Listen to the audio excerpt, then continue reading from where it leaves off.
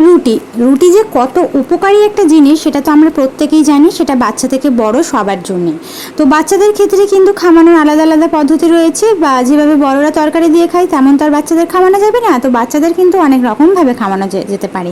তো আমার মেয়েকে যখন 6 মাস হয়েছিল তারপরে এই রেসিপিটা সেমভাবেই খাওয়াতাম, তবে মিক্সিতে পেস্ট করে। আর 9 থেকে 10 মাস পর থেকে, এখন যেহেতু ওর বয়স হচ্ছে 16 মাস, তো এখন ওকে এমনি খাওয়াই। আর 6 মাসের পরে ওকে পেস্ট করে খাওয়াতাম, 9 মাসের পর থেকে এমনি নর্মালি খাওয়াই। তো বেসিক্যালি ছোটো ছোটো করে টুকরো করে এর মধ্যে কিন্তু উষ্ণ গরম পানি দিয়ে তারপর ওকে যে ফর্মুলা মিল্কটা খাওয়াই, তোমরা চাইলে গরুর দুধও দিতে পারো।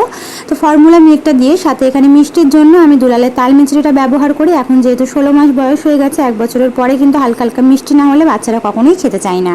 তো এটা 10 মিনিট ভিজিয়ে রাখার পর তারপরে এই যে মেয়েকে খাইয়ে দিলাম, মিষ্টি মিষ্টি ফ্লেভার আসে, এতে কিন্তু বাচ্চারা বেশ মজা করে খায়। তো এইভাবেই কিন্তু আমার 16 মাসের মেয়েকে ব্রেকফাস্টে হোক বা সন্ধ্যায় রুটি খাইয়ে থাকি।